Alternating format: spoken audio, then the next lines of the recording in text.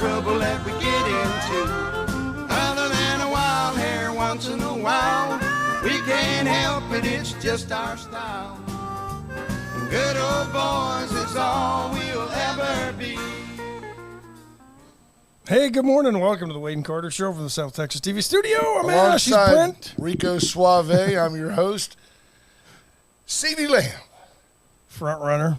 Man, Amazon delivered that quickly. They got it here in a hurry, didn't they? I watched the game last night and said, I got to have a C.D. Lamb jersey for the morning. And sure enough, here it is. Here came a drone, dropped it on me. Easy deal. Easy peasy lemon squeezy. That's nice. I thought that was a Michael Irvin jersey when I first saw it, but nope. You know, if Which Pearson wore that number? Drew, yeah. And Des Bryant. Yep. Des. Pretty good. He was kind of like the Randy Moss that never grew up. Yeah, kind of. I'm not sure Randy ever grew up either. But Randy was least productive. Wasn't Randy kind of known as a Aloof. ne'er-do-well? Yeah. What? Marshall, right? Wasn't he Marshall? Yeah. Well, didn't he leave Marshall and go to Florida State or somewhere? Maybe, yeah. Something like that. Don Nicholas says you got that for No. your birthday. He was somewhere and got basically banished to Marshall, didn't he? Maybe so. I don't remember. T-Lat bought that for me for my birthday. That was Nice. one of those times. Remember, I think I bemoaned the fact that no matter how long you've been married, gentlemen, if your wife says, no, we've got a trip coming up to Cabo, and in front of other people she says, well, see, Brent's birthday's in September, mine's in October, and our anniversary's in September, so we just take all that and we do no gifts and we go to Cabo San Lucas together, which I calculated cash flows for me. And I'm thinking that's a good thing. Well, she didn't mean that. She didn't mean that. So she bought me a jersey on a fluke deal. She was at the mall. She went by Lids, and she grabbed this jersey and said, here, I bought you something for your birthday. It wasn't wrapped. It came out of a bag. She threw it at me on the sofa. Here you go. Happy birthday. I was like, honey, you didn't need to do that. A month later, I'm in the doghouse. I bought you a jersey. She didn't cry. She was Whining, angry. A little whining and angry. I did not mean that you didn't need to buy me anything. I know I said that, but Yeah. I meant We take that literally. can't do it, guys. Don't take them at their words. You've got to step up and produce at birthday time. The Wade and Carter weather brought to you by the great folks at AT Deerland Feed. We got the rain we needed. We got the rain that was promised. It was great. Yeah, and we're going to probably have a light drizzle off and on for most of the day. Well over an inch, 2 inches in some places yesterday. Saturday, was it Friday? Saturday it didn't really rain much at all, but yeah. Steve Kidder says, I need a dawn interpreter. And what's scary, Steve Kidder would volunteer to be such. Absolutely. He would live with us, stay in the extra room most of the time. I can see how Steve would work that deal.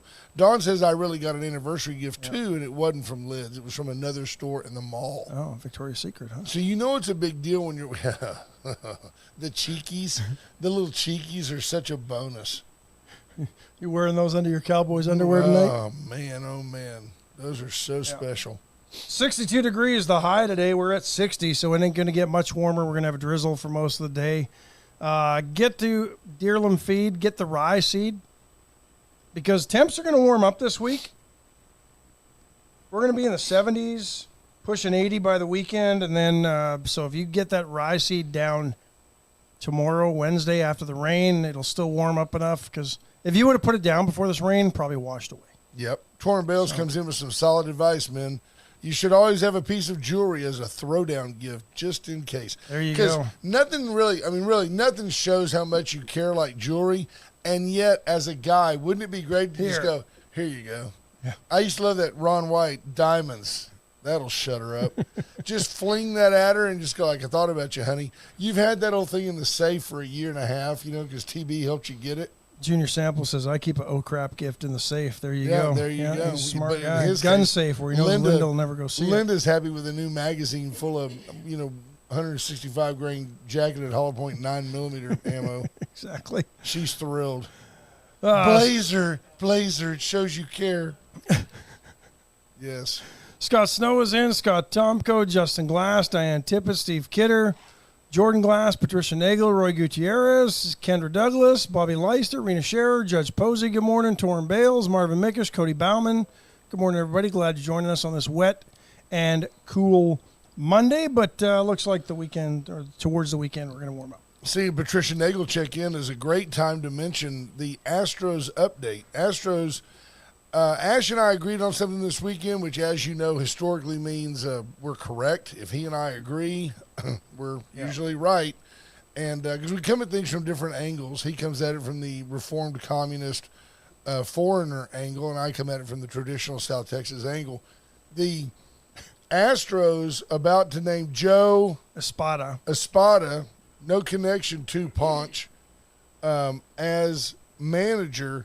And I told Ash this weekend, you'll remember that last week or week before last, we offered up that Craig Counsell had been gobbled up by the Cubs. And then Ron Washington was gobbled up by the Angels. Yes. And these were all folks that were on the possibility list for the Astros' new managerial opening. And Ash and I made the comment, if Joe Espada is the guy, and we believe he is, and if he's qualified and if he's earned it, and we believe both, then go ahead and name him. Quit waiting around until everybody goes, well, they had to take Espada. Everybody else had already been gobbled up.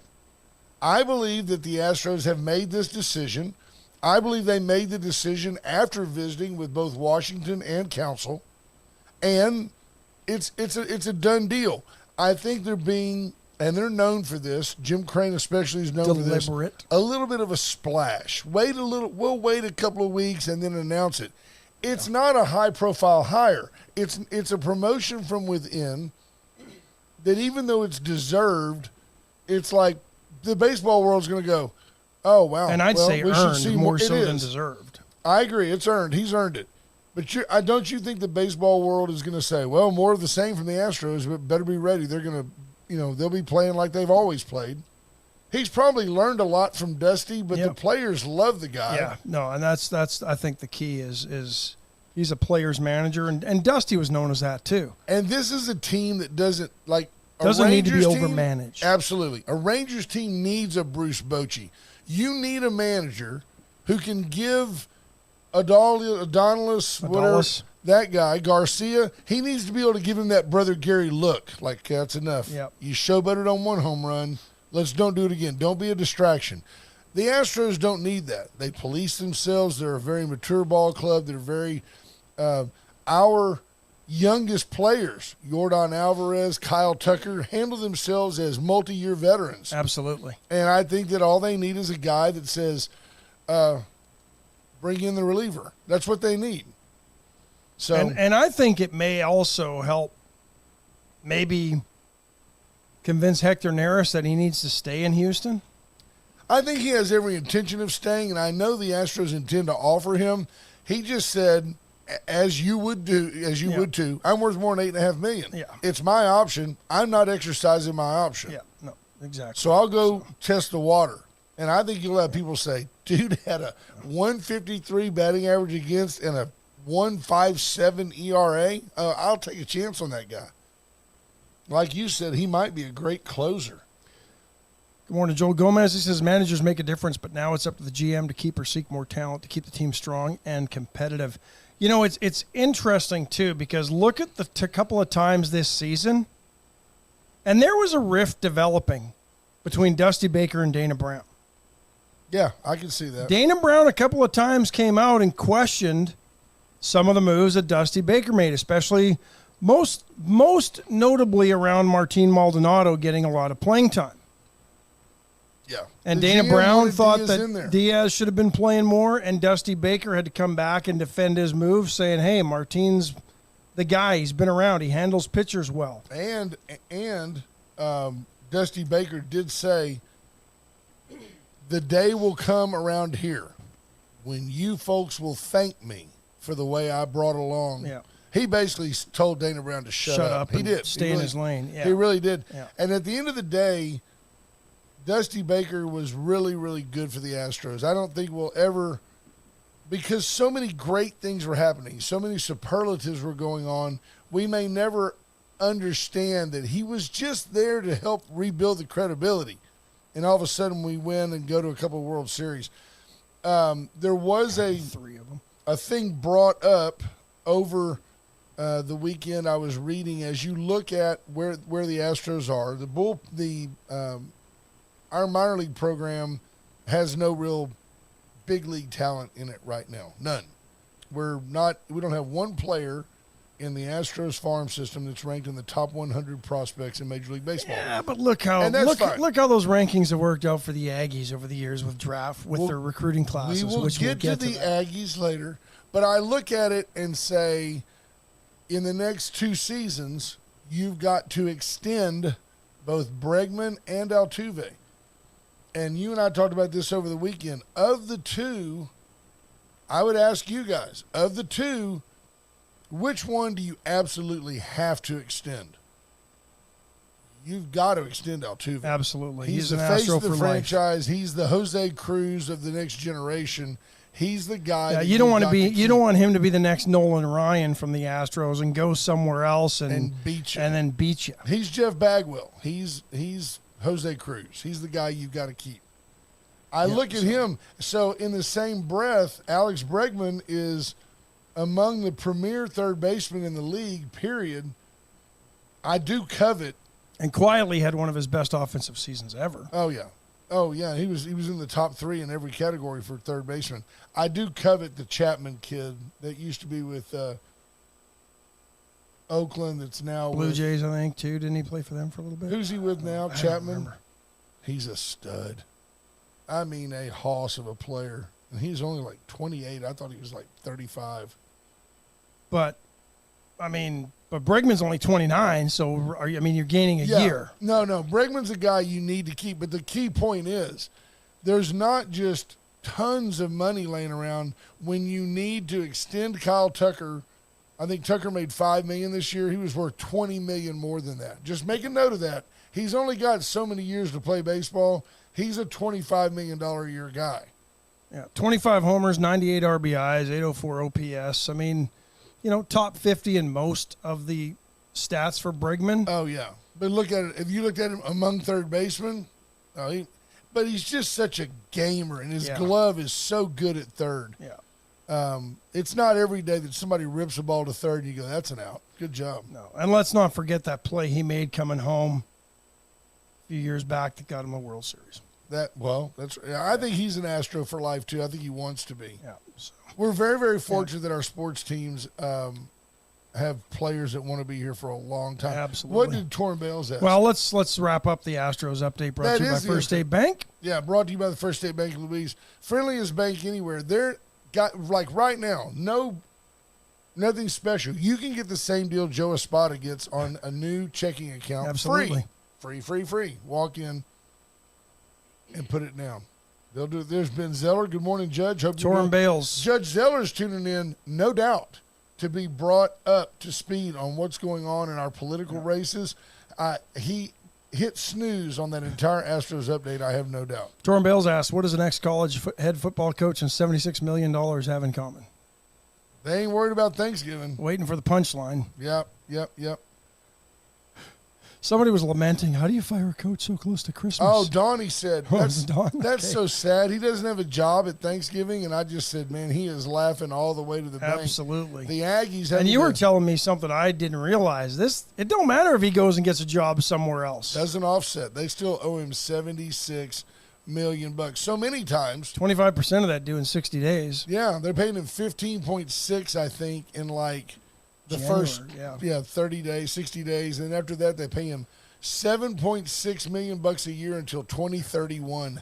This makes Bobby Bonilla Day look like a walk in the park. It's just that it was described on Twitter as irresponsible. $85 million total if they let all the assistants go as well.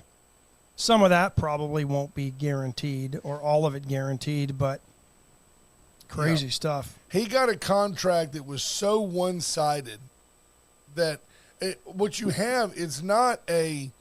And the Regents approved this. It's not a negotiation. It's more of a hostage situation. Even if he goes, let's say that next year... And signed it on the heels of that, top four finish or fourth rank at the end of the year if they won the Orange Bowl? Signed a $75 million deal. Then they turned around. They finished fourth in the COVID year and go and win a Orange Bowl, and fourth in the country. Woohoo! And they go and finish fourth, and they gave him an extension to make it $95 million. Matt Boucher says Aggies don't care about the money. Clearly, they will be able to get any coach they want. Here's the problem. No, they won't. They've gotten any coach they've wanted since R.C. Slocum. They're not, and it hasn't done what they want to do. The coach they want is named Dabo Swinney. The coach they want is named Kirby Smart and Nick Saban. They're not going to get one of those guys. They're not going to get one of those guys. I could see Dabo Swinney saying, you know what, these ACC folks are a bunch of clowns, and I've had enough of them. He'd want the same deal Jimbo got, and there ain't no way the Aggies are going to pony up that kind of money again. They're not that stupid. So you take a guy who was on the downward trend. I said it when he took the job. Go back and look. He was 5 years removed from his national championship at Florida State. Jameis Winston. Yeah. I've been an equal opportunity offender when it comes to Mac Brown. Mac Brown rolled the dice, put everything he had in the Vince Young wheelbarrow, and won the lottery. That's exactly what Jimbo Fisher did with Jameis Winston. And at the end of the day, Mac Brown hasn't sniffed another title and won't.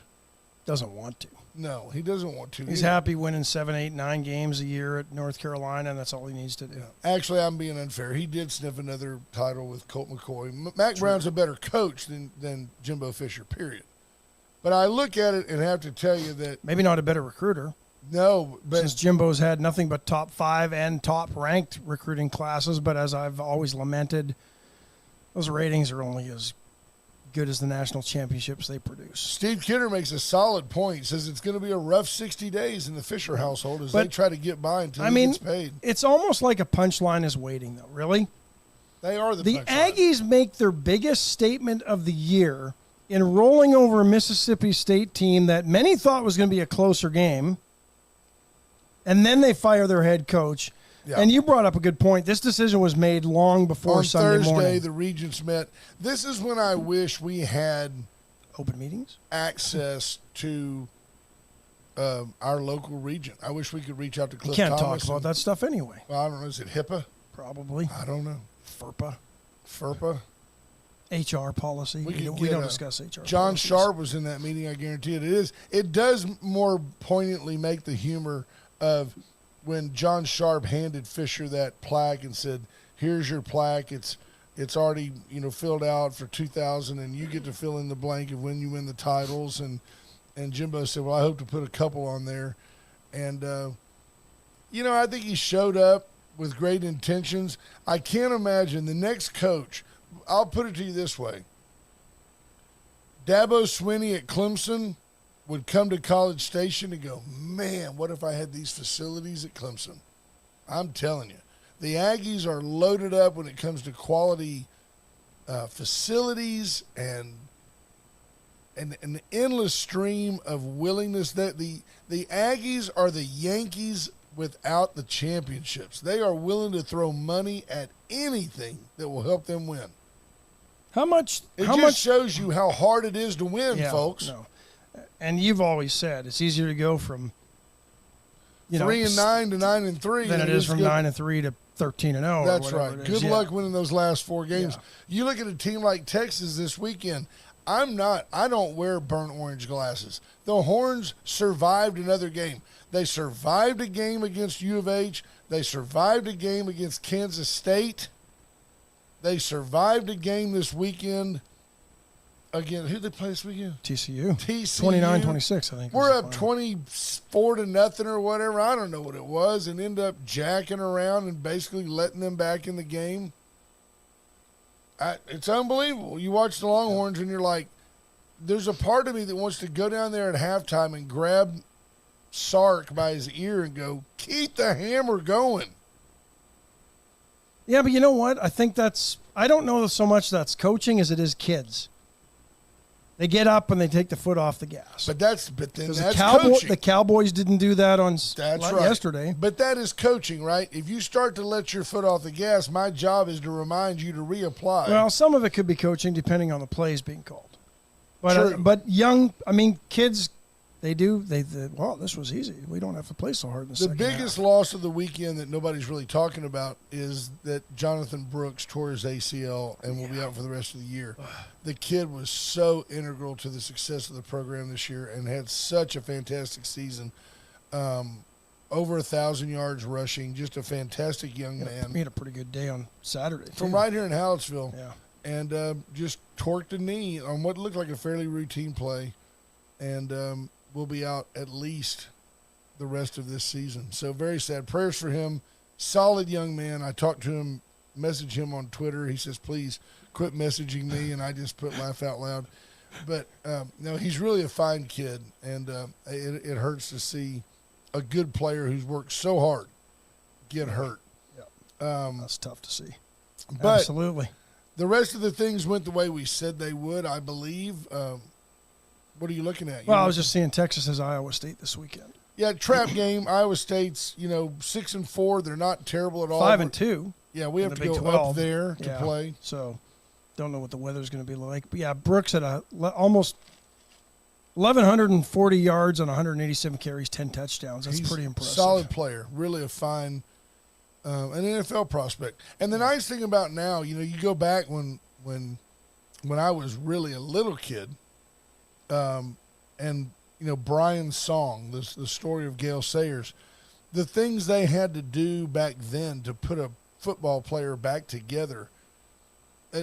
ACL, Tommy John, these are just blips in the highway these days. Yeah, there was no big deal. arthroscopic surgery. I mean, when they went in, they had. I mean, it was very invasive and yeah. Look at a guy like Dak Prescott, and we'll get to the Cowboys in just a moment. But look at a guy like Dak Prescott who had his Achilles separate from his heel and his calf muscle rolled up inside his leg.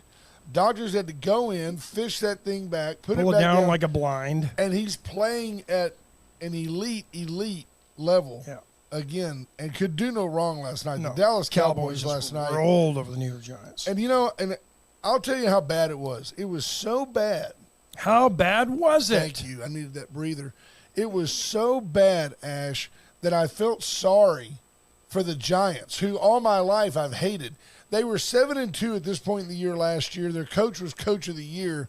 And all of a sudden, the Daniel Jones kid gets hurt. They're 2-8. They're 2-8. Shaquan Barkley running like Ezekiel Elliott after too much pasta. They were just terrible. And C.D. Lamb, hats off to C.D. Lamb, number 88. What a tremendous job. He's had a 4-game run of over 600 yards. And he wasn't even the top receiver yesterday. Brandon Cooks had 173 yards on 9 catches and a touchdown. By the way, Brandon Cooks is a player the Cowboys had talked about cutting. Yeah. They had talked about cutting this kid, and I literally think that Mike McCarthy said, you know what, I'm going to put this kid on a pedestal. Either he performs or he's gone. He dropped a pass early, and after that it was all Brandon Cooks. Yeah. C.D. Lamb, did you see that one-handed catch he made? Yeah. So C.D.'s running down the left sideline, and Dak throws a pass, and the defender is all in C.D. like this, and C.D. just reaches out his left hand, catches it, pulls it in, gets loose, covers it up, makes about a 40-yard catch. Prescott on fire, folks. 404, 4 touchdowns, 1 INT. Just phenomenal game for Dak. Here's the thing with the Cowboys. Unless somebody upsets the Philadelphia Eagles in the NFC playoffs, the Cowboys are not going to the Super Bowl. Yeah, they might be the 6-3. second best team in the NFC. Eagles are 8-1. And they had an off week. But the only way the Cowboys will get to the Super Bowl is if somebody upsets the Eagles and clears the path for the Cowboys. Because the Cowboys, despite a couple of close plays against the Eagles a week ago or 2 weeks ago, they're still not where they need to be to beat the Eagles. Look at it like this, folks. We rated them before the year at 12-5. They're on pace. They're 6-3. Are they great? Pretty good. The defense sure looked good yesterday. Defense is fun to watch.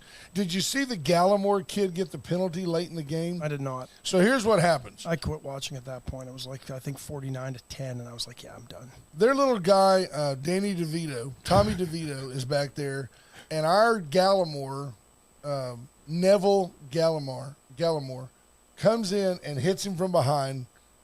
A clean play, drops him. Well, the guard or tackle that Gallimore had just gotten by, Gallimore's on the ground. The guy comes over and he's laying on the turf, and the guy just pushes him a couple of times. Gallimore just rolls over and kicks him in the chest. Flag comes out. The guy doesn't ever see the first kid that starts the fight. He sees the kid that gets knocked out. No, he sees it. He just watches for the reaction. They kicked Gallimore out of the game. At that point, it was 49-10, so it didn't matter. No, not at all. So, but still, yeah, he might have done it just to get a breather, to be honest. Stuart Martin checking in. David Glass, good morning. Let's get through a break, and then should we bring our esteemed guest in? I know he's out there. I heard the horse. Take the break. I'll go make sure he's there. Paravita Wellness, folks. This week, get into, what do you want me to do? Oh, you mean to put the camera on me? Yeah, sure. Why not? Hello, friends. Welcome to a tradition unlike any other, the Masters. Paravita Wellness, folks. Get by there this week. Start the challenge. She's giving you like $20 off of $60 worth of food. It's like practically $40 if Ash was here. Get by Paravita. Let Erica Briggs get you set up for the pre-holiday life-saving dining. You'll love it. She will help you. The food's great. Yesterday I had a spicy Italian chicken with like some quinoa and some black beans, and it was phenomenal. It's all you need. Ash and I were talking before the show. He said that he went to a wonderful place here in town and got some fried chicken, and that it really, really gave him a little colonic kick. There were some. He hasn't been eating. Nope, I've been eating like clean. That. I had their stuffed peppers from yesterday. Paravita really, and they were really hooked good. him up. Yep. So know that. Also, Atzenoffer is South Texas tradition since 1926. Let the Atzenoffer dealerships help you get your next vehicle. I watched another commercial this weekend. I'm going to go see. I'd already done that. Yeah. But let's just. Is it like strobe? Disco duck. I'm going to go see that CX-90 in person because it just, the one they showed on the television was white with a black top. It had like white leather. It was a gorgeous car. Yeah, Mazda's done it up right. Yeah, very nice. Get by Atzenoffer and let them help you with your next vehicle. Armor Air, 579-0966. They came out and helped me. Now I'm stiffing them on their bill. They sent me an invoice. I said, no, I told them. No, they're fantastic. They can't. I'm not going to talk about their pricing, but I didn't get special pricing, and I was amazed. It was honestly half what I thought. Yeah, it was reasonable, very reasonable. They came out. They spent some time. They saved me a ton of money because I do have a home warranty. I wanted to use them. I wanted to be able to talk to you experientially about our sponsor. That's a big word for a Monday morning for you. They were. It means kind of like, as if I'd been there. And they were super nice and super, super helpful. So reach out to Armor Air for all your AC needs. Torrin Bale says if the Cowboys played the Eagles like they played last night, they would win. I don't think they can play the way against the Eagles because the Eagles aren't that easy. Giants just weren't ready to play. The Cowboys were able to run the ball. That set everything up yesterday. But anyway. Did you see that? I'm not going there. That's trashy. He just doesn't like the sports talk, so he's trying to Junior, commandeer the show. Junior, try to work out that. Remember, I can hide your comments, Junior. Junior, you just try to work out that kidney stone while we're doing sports. There we go. All right, hang on. I'm going to switch this over here and get. There's the man. There's America's Sheriff right there. Boom! Look at that profile. Profiles encourage. The AJ Louderback story. How are you, sir? Yeah, you notice I'm not a front runner.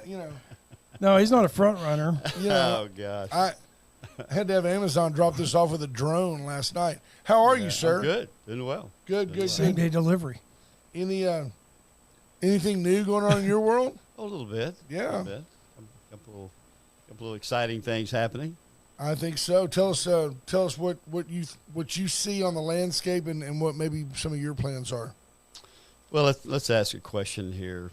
It's a rhetorical question here. What's the number one thing affecting Texans and here in the United States?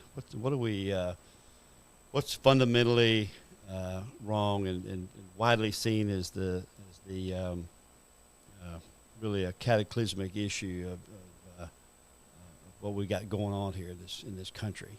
It's got to be the Texas- border, right? It's got to be the border. It's got to be the border. Texas is at the epicenter of that. Yes, Absolutely. sir. Got to be the border. As I leave today to go back down to Roma and work the border for the next 3 days, that's exactly it. As we watch the cartel in operation every day, as I saw this weekend from the videos that were sent, it's very concerning. It should be concerning to all Texans. It should be concerning to people in this district because this is the pathway to Houston. Absolutely. And a very popular pathway for narcotics and humans, and all the middle-aged men from 18 to 35 that are in this country. As a national security concern, everything else I think becomes less fundamental when you put us in a position of national security. And that's one of my platform issues. It's one I've dealt with for a long time.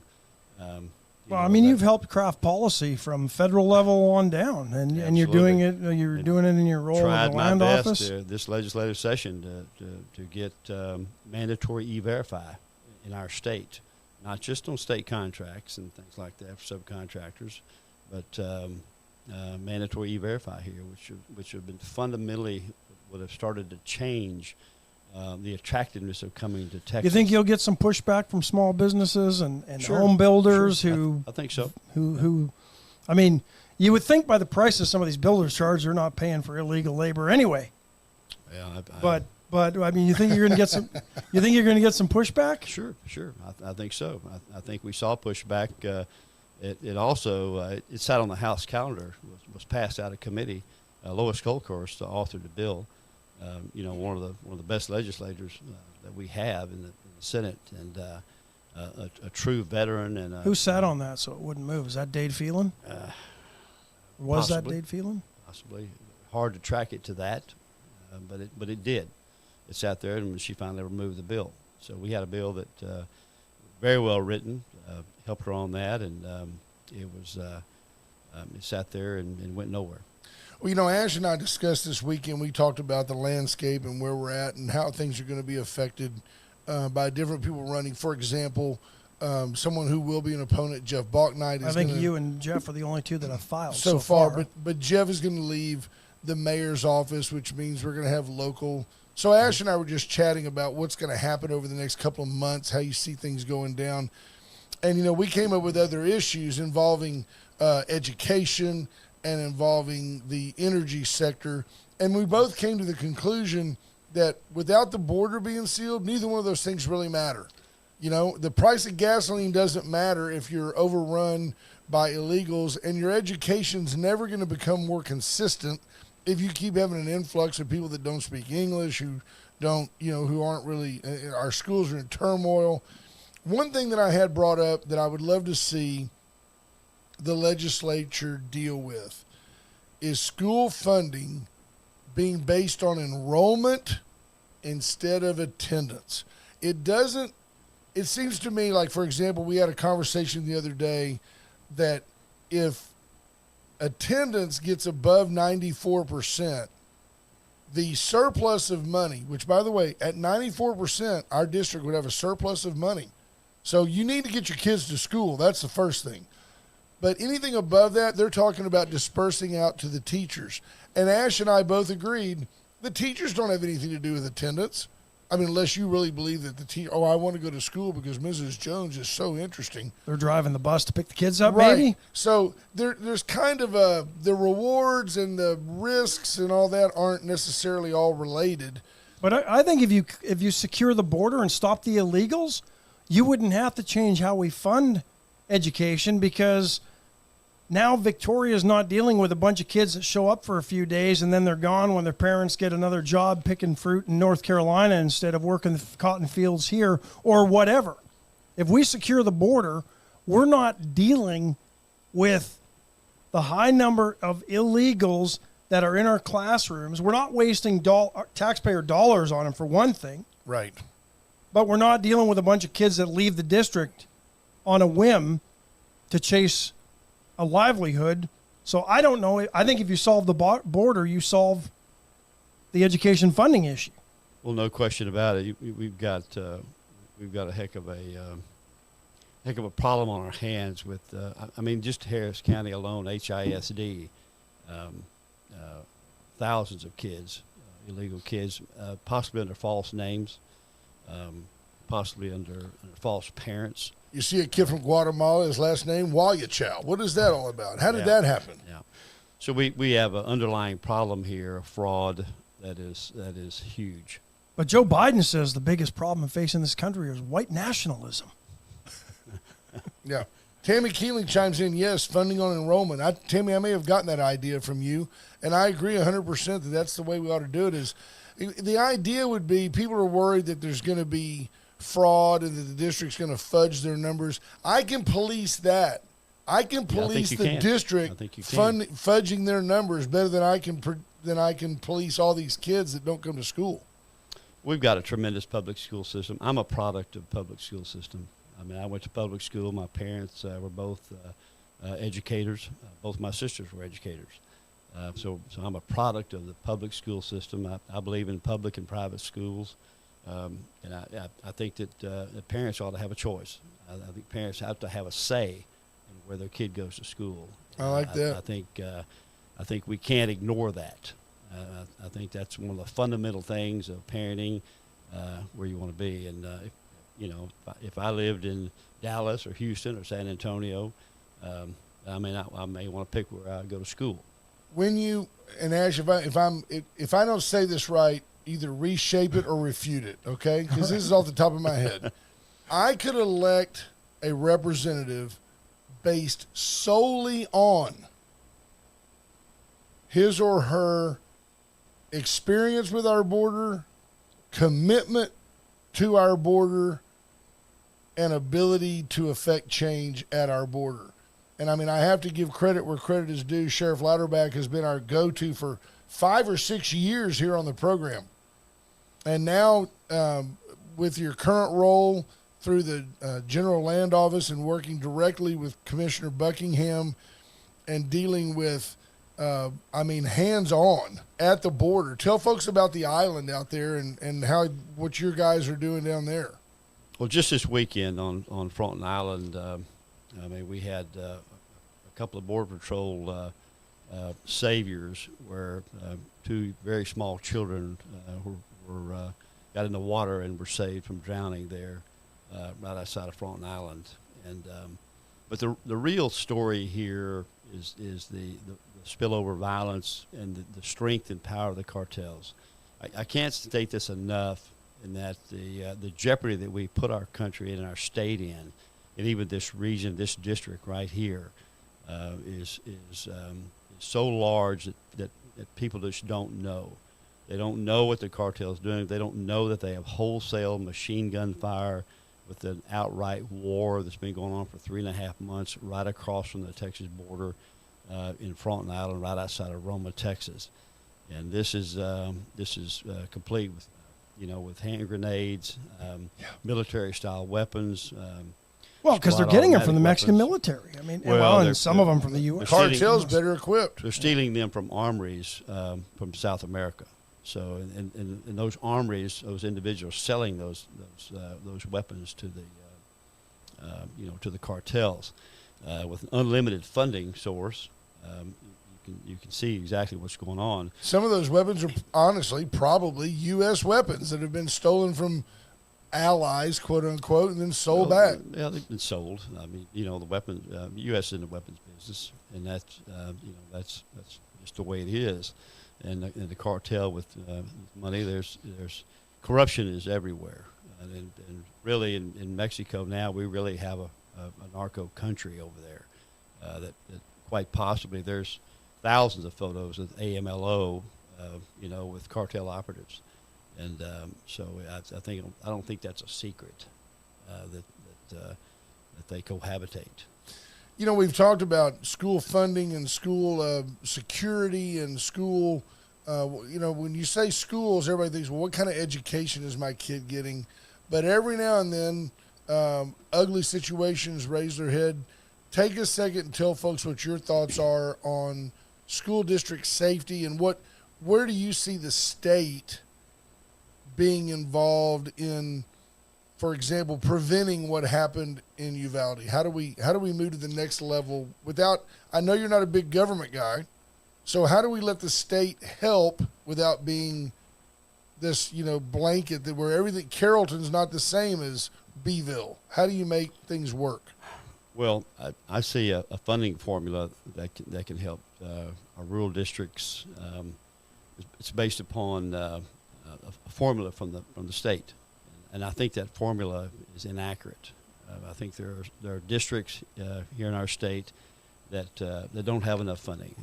If you get just enough funding to replace a few locks on your doors, that's one thing. So I favor a more robust look at school safety and school security. We mandated several things this session here, armed guards of some type. And we left that pretty well open with some latitude where the peace officers, SROs, all the way down to school guardian programs. And these are all good things, and I think it's a step in the right direction. But I still would have liked to see a little bit more robust funding. Because they basically, for some districts, became unfunded mandates, didn't they? Yeah, it did in certain ways, but it was kind of inadequate funding on a real issue here in our state as far as our school safety and our school security. I'm in favor of guardian programs. I think it's a very cost-efficient way to do it if the training requirements are kept up. I think that's part and parcel. I think that's an area that we can improve on. State legislature. I think about you every time I go out to industrial, which is where Dawn and my children go to school, and there's that sign, and it's prominent right there as you walk into the junior high. Please be advised. The district has authorized certain, individuals in this campus to conceal carry. Basically, said we will stop at with no means available. We will protect our children.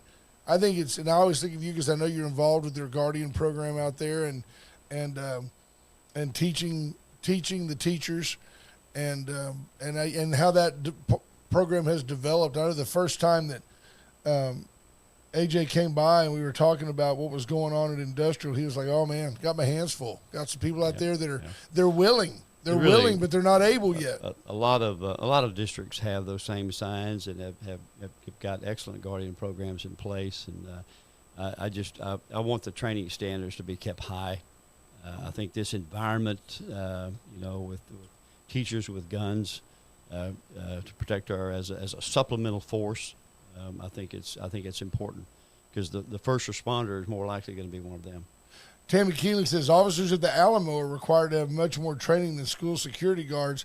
Well, isn't that ironic since right now the officers at the Alamo report to you? So that's part of the GLO's. Maybe if the school's officers reported to the sheriff, we'd have similar training solve regimens. That problem. Yeah. Well, they do. The Alamo Rangers is quite a unique complex, and as we transition them into state level law enforcement officers. Instead of private security. That process is ongoing right now. It'll take most of next year to get it done, but we've got over 30 that are headed to an academy here in January, become certified peace officers in the state of Texas. That's awesome. Tammy Keeling says industrial will really suffer if vouchers pass. That's why most Texans oppose vouchers. I don't see parents pulling their kids out of industrial if vouchers pass. I don't understand all the ramifications. I've always had a problem. The idea of a voucher is great in a vacuum, right? But if you've got, let's say, just be extreme, that you're at East High School and you've got 2,000 kids over there, and let's just say that 1,800 of them decide that they're going to go to St. Joe, and St. Joe goes out here on the north side of town and builds a new school, and they're rolling in the money, and everybody's happy, and conservative Victoria County goes back to St. Joe, and there's a resurrection of the Holy Spirit, and the next thing you know, it's like being at a revival, and we're all going to church school. You still got $140 million worth of bonds you got to pay on an empty school over here full of crickets, and I don't know what you do with that. I don't know what the voucher system does to that. I think to me, part of the problem is the large schools. I think the large size schools are not conducive. It's about to football, solid Ash. education. It's all about football. Well, in many ways, we have another issue of rural versus urban. And the urban centers, I've always thought our urban centers and the urban rot there that is associated with that is part of the problem. And I believe there's a way to maintain our rural districts. I think they're a fundamental part of our communities. They're a major part of what we do. I believe in the public school system, always have. I'm a product of that. My kids are a product of that, and I believe in that. But I think there's a way to arrive at good policy here in the state of Texas for that. Jennifer Rayburn says, in theory, the amount of people who would flood industrial if there were a voucher system would be huge or high. I think the issue there, though, your schools only have so much capacity. Exactly. So you can't stick another 1,000 kids in the industrial school system. It's just not going to happen. So I don't know if that's an issue. And Adam Sugar said his industrial already suffers now. I agree with Adam because Sugar. they're a Robin Hood district. Absolutely. It isn't better because of the money. It's better because of the parents and the families that want better than VISD. The Wade and Carter Holy Ghost Revival. Well, and we've talked about this. School and gun range. Well, and I was going to say that, but the only way you can make sure that teachers stay proficient with their firearms training would be to have a Can you imagine gun range or access to one. Little Billy's in the 5th grade comes home with a scope ring above his eyebrow. What'd you do today, Billy? Oh, well, we worked on 500-yard shots with the 50 BMG, and I got a little close to that scope. Did you learn something, Billy? Yeah, I did. I got 6 stitches. Yep. Okay, good. Let's go do your math homework. Let's not get that close to scope ever again. Right. He learned a lesson and went back to school. Thing is, we used to have ranges on schools when we didn't have any school shootings. When we didn't it makes have you wonder. Crazy. What if we had mandatory weapons education in our schools? Yes, sir. I mean, these are pretty fundamental with the amount of guns that we have out here in society. But I remember going to camp in junior high and we learned how to handle weapons. Used to be a part of what we do. Yeah, I could see you screaming for more physical education in our schools. I could see that. That would fight the obesity epidemic, that's for sure. Yep. Andy Rokovich does ask a question. What is your stance on term limits? I like term limits. I think this country could have benefited from term limits in a lot of ways. I've always been for term limits. It's the real question is, do term limits exist with the voters? And in theory, in theory only. I think because once you get in there, the incumbent is extremely difficult to remove. Would you author a bill for term limits? Oh, good question. Think about that. In his fifth term, he would. Well, here's the beautiful thing, though. The great thing about somebody running for state representative is he's clearly not in it for the money. No. It's one thing if you're going to D.C. and you go to Washington, you say, I'm all for term limits, and you get up there and you make how much a year? 175 grand? Yeah, or 197 or something. Great, which is like $500,000 when you look at all the perks. I think state reps get, $7,200 a year and some per diem. And $7,200 wouldn't pay for the polish to keep AJ's Ranger buckle clean, So at the end of the day, a state rep, and I applaud like Jeannie Morrison staying and serving as long as she did. Since 99, I believe. Yeah, which, did she need a term limit? I don't think so, but at the same time, you find yourself wondering, how do we go forward? But nobody would run against her the last few years because they knew they didn't have a chance. That's part of it. Name recognition is such a big part of getting reelected. Yep. It's just very, very difficult to get in the first time. And with a legislature that meets only every other year, I mean, what do you look for? Four terms would be, 8 years, but 4 legislative sessions. I mean, that's probably. That seems to be. The other side of the pancake, so often presented by Steve Kidder, and thank you, Steve, is he does say, term limits deny voters' choice. Yeah, that's true. No. It's true. Yeah. There's arguments both ways. Yeah. No. And I can understand the term limits. But I believe truly that the term limits are at the ballot box every 2 or 4 years, or 6 in the case of senators. The real answer is I'm a service guy. I mean, all I've ever done is serve. In all of my adult life, that's all I've ever That's all I've ever done. So I like to serve. I think I think it's admirable. I think it's what to do, and how I serve. I'm certainly not probably don't fit the bill as a career politician in the finest sense of that word. But I think I've got a lot to offer this district in terms of experience, I think we can do a lot of good things here in the district in a short period of time, a relatively short period of time. Seniority is part of this package in the Texas House, but it's not all of it. And I think having a loud, strong voice here from this district, which Representative Morrison did a great job representing this district, and I want to continue that. I think that's attainable. I think it's very doable to represent the values of this district in the way they want to be represented. And I'm not afraid. I might be called a troublemaker. But I'm not afraid to. We like that. I'm not afraid to say or do what I think needs to be done. And well, I think it's interesting too that the district did shift last year. It used to be more focused almost up and down north-south, a little bit towards Corpus Christi, but that coastline in the district kind of shifted up towards Matagorda, now includes Bay City, kind of the old Ron Paul federal district. My old hometown. But what I think is interesting is even though this district is sort of called rural, it's probably one of the more populous rural districts because just Victoria County alone has 100,000 people in it. Yep. You take the area, you're probably pushing 250,000 people in the district. It's not like we're some county out in West Texas that's cattle and cotton and maybe has 75,000 people scattered through it. Well, we've got a large, there's a large population, even though it's considered rural, but the people make it a little bit bigger. Matagorda is growing at an alarming rate. It's quite large. Junior Sapple says I like troublemakers. DeWitt County. Junior likes troublemakers. Yeah. Adam Sugar says William B. Travis was a troublemaker. That's Absolutely. right. Yeah.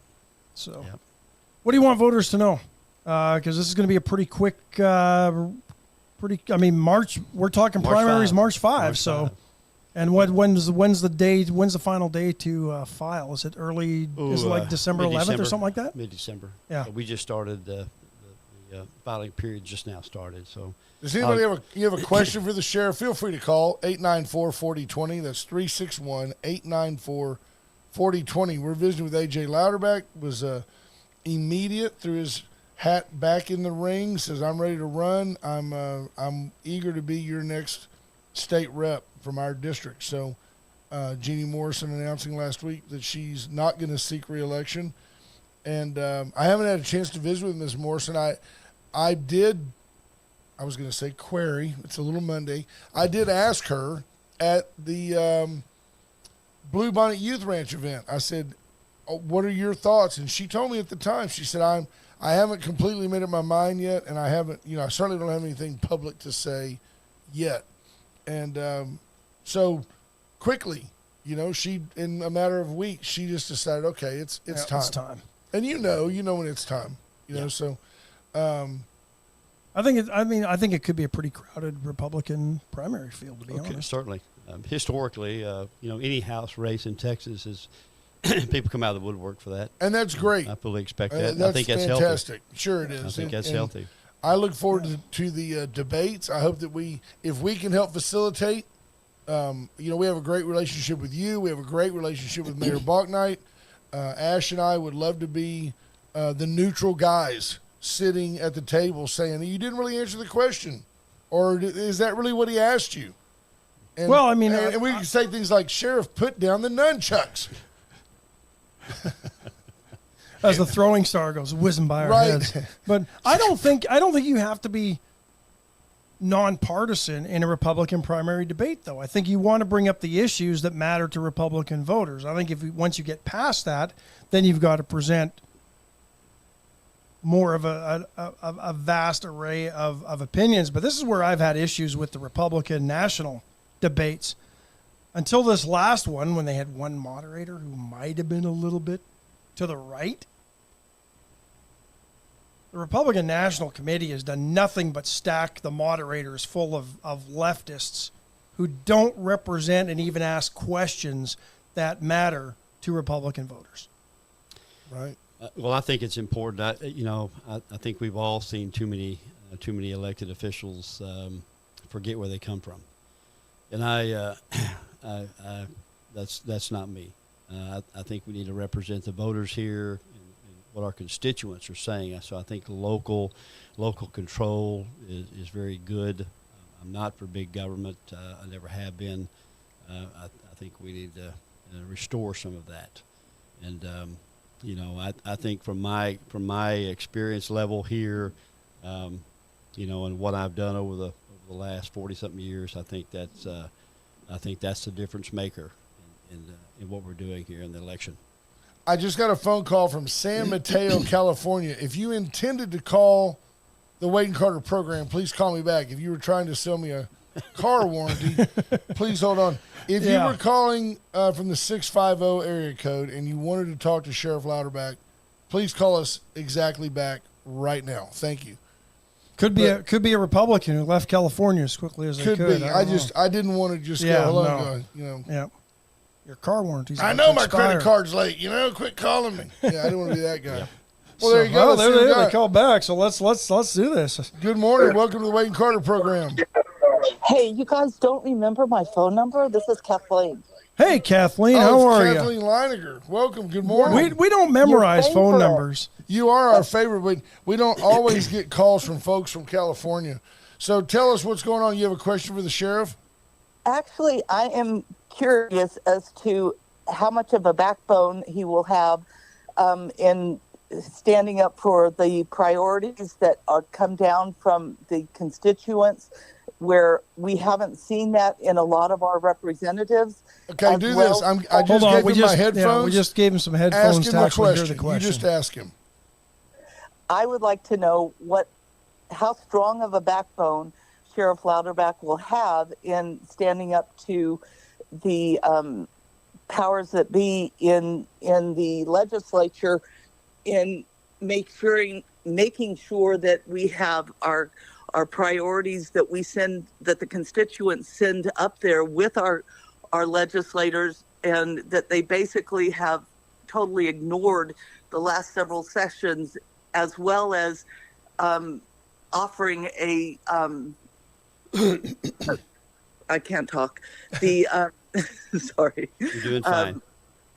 Offering the head of the House someone who will not put Democrats in leadership positions when we send them up there with a clear majority, and we basically are deluded when they put Democrats up as chairman of the different committees.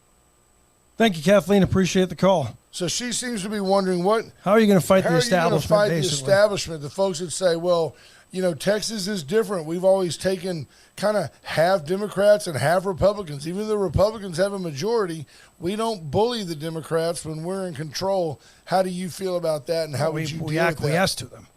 Well, great question. I appreciate her calling in and asking these kind of questions.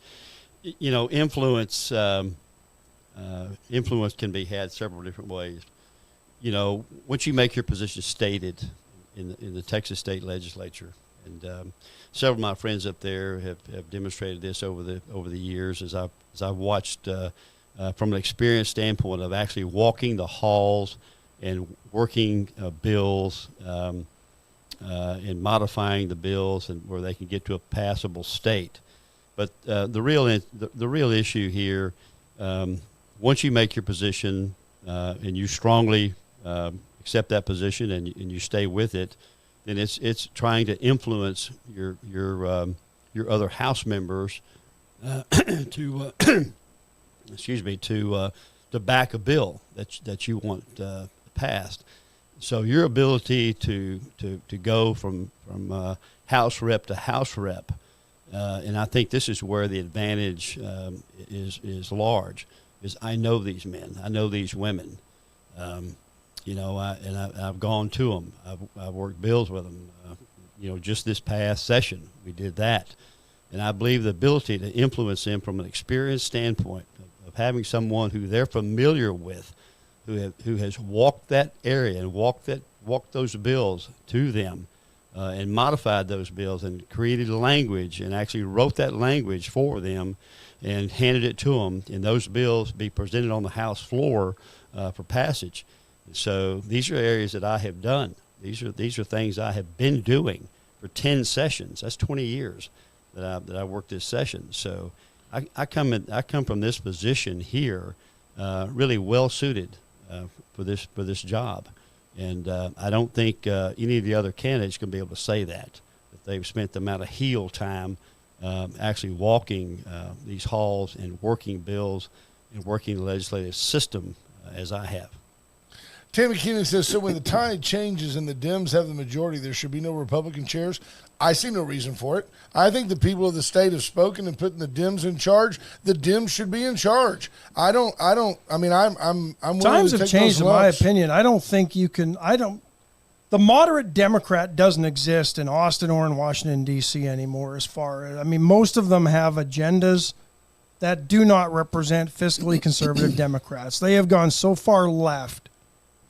I don't know that you can compromise anymore when the majority of those that we elect, or at least the ideals that they represent once they get elected and in power, is basically socialism, Marxism. They don't like this country. They don't love this country. I'm not talking about you, Tammy, but the ideals that are presented, Oh, he's talking about you, Tammy. state and federally, I'll get you his number. all you have to do is look at the Rashida Tlaib's and Ilhan Omar. and the squad in D.C. and some of those that work in Austin to present to restrict Republican-led bills to get to the floor. It's obvious. But There's I'm no not compromising. I'm not anymore. even going that extreme. I I'm am. saying that if you want to have, if you've got a Republican governor and you've got a Republican lieutenant governor and you've got a majority in the House, you should chair all the committees. The state has charged you with going and making something happen. Absolutely. And at the end of the day, Nothing I think happens. it's very gracious if you include, it's a 4-3 Republican majority and you include some Democrats on your committee. I think that makes beautiful sense, and you want to get input from all kinds of people. They don't need to chair the committee. They don't need to chair any committees. It's not. I'm tired of this feel-good government that doesn't get anything done. Cowboys didn't spot the Giants 2 touchdowns just because they felt bad for them. Right, because we know we're Because better. Daniel Jones got hurt. I mean, come on. Well, Sheriff Louderback, take the last word. Tell folks what you wanted to know, and we've got to roll. I think at this stage here in our political district here, that my position is going to be we've got to go Republican, and I'll stand firm on that. I believe that I believe in working together. I think that there are some moderate Democrats, the old Texas Democrat, that are still there, but I think they're very few, and putting them in leadership positions has simply got us into an area where we don't want to be. So you would work hard to prevent Democrats from being chairs. I would. I think that I think that there's a move in this country, and I see too much of that. What's going on in Texas at the Texas legislature right now? I see a moderation. These chairmanships are given by our Speaker of the House. And that's what's going on with that. And I would move to influence him to rethink that. We need a different speaker, to be honest. No. Not a big fan.